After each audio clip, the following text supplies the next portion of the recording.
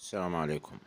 اللي في الصورة ده محمد نجيب، اللي هو محمد نجيب كان من ضمن الضباط الأحرار اللي قاموا بثورة سنة 1952 ونحوا الملك ومشوا الملك.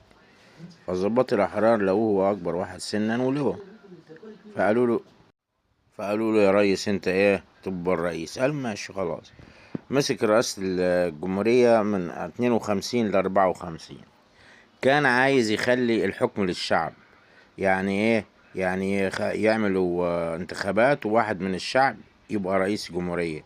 وقال لهم احنا جيش نخلي نحمي البلد بس، وظيفتنا نبقى ورا الشعب، مالناش دعوة بالسلطة. قالوا له لا، انت كده هتبوظ لنا ايه الثورة بتاعتنا. الثورة بتاعتنا لها اهداف ولازم نعملها.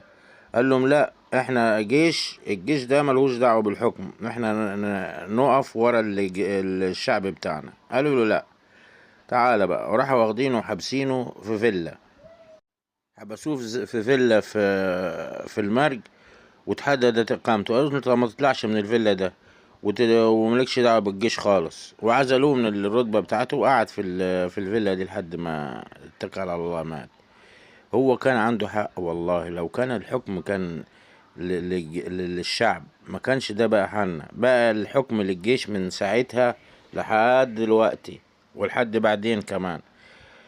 مفيش حكم ملكي ابدا. حتى محمد مرسي لما مسكوه شالوه، قطعوا النور وقطعوا المية وغلوا الدنيا قالوا ما ينفعش. وفي الاخر اتحبس الراجل ومات. يعني عايزين الجيش ده يفضل ماسك مصر لحد ما القيامة تقوم. والله كان عندك حق يا نجيب، بس مين كان هيسمع كلامك؟ وماسك كانوا عبد الناصر، وعبد الناصر ايه خلى الجيش، خلى الشعب يحبه شوية وبس بقى بعض ايه فضلت الدنيا تقوم وتقعد، وادي كده احنا شايفين اللي عايشين فيه دلوقتي. ايه رأيكم؟ كان محمد نجيب عنده حق ولا مش عنده، ولا ما عندوش حق؟ ده حتى عياله اتبهدلوا بعد يعني ما تنازل عن الحكم. اللي مات واللي اشتغل سواق تاكسي واتبهدلت الدنيا معاه، مع انه كان عايز يخلي ايه الحكم للشعب مش للجيش. انما هنقول ايه بقى؟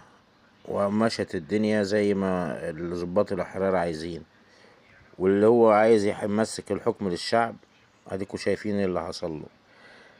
عشان محدش من الشعب يقدر يتكلم تاني. رحم الله محمد نجيب. وانا عايز منكم لايك بس، ولا هتحددوا الاقامة بتاعتي يعني؟ السلام عليكم.